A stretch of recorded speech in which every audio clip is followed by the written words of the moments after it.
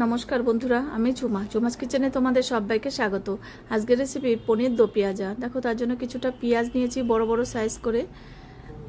এবার আরও দুটো পেঁয়াজ কুচনো করে নিয়েছি, কুচি করে কেটে নিয়েছি। এবার পনিরটাকে ধুয়ে এবার নুন হলুদ মেখে নেব।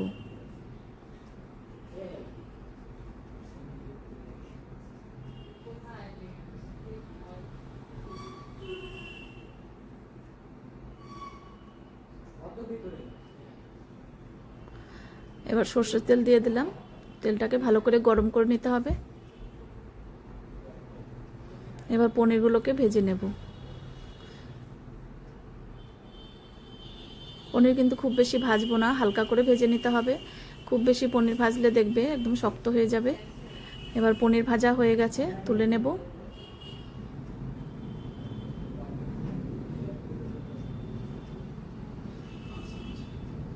এবার পেঁয়াজগুলোকে ভেজে নেব, বড় সাইজের পেঁয়াজগুলোকে। এবার অল্প নুন দিয়ে দিলাম।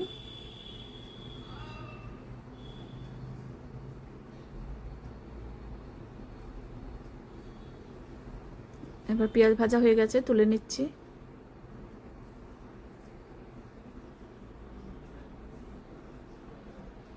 এবার আরেকটু তেল দিয়ে দিলাম।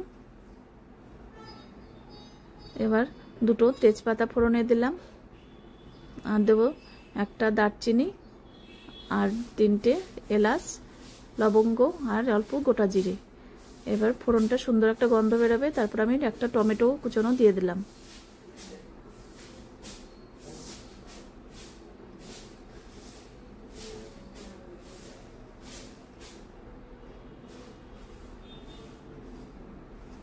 এবার টমেটোটা একটু ভাজা ভাজা করে নিতে হবে, তাহলে দেখবে একদম গলে যায়।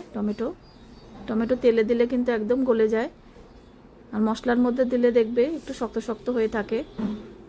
এবার কাশ্মীরি লঙ্কার গুঁড়ো দিয়ে দিলাম হাফ চামচ, হলুদের গুঁড়ো হাফ চামচ,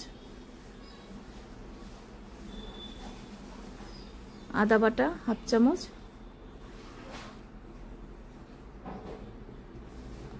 আর জিরে বাটা হাফ চামচ। এবার কুচনো পেঁয়াজ দিয়ে এবার কষিয়ে নেব।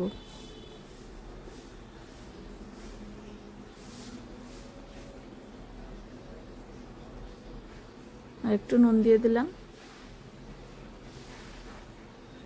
আর একটু আদা বাটা দিয়ে দিলাম। এবার দুটো লঙ্কা কেটে দিয়েছি।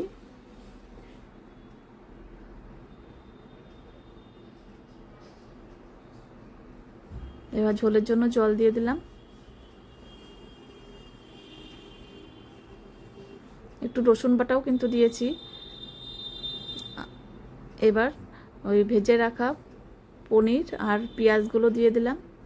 এবার 2-3 মিনিট ফুটিয়ে নেব।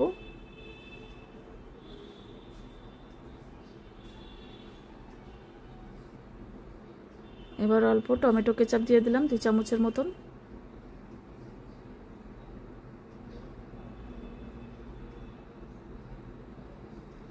অল্প গরম মশলার গুঁড়ো হাফ চামচের মতন।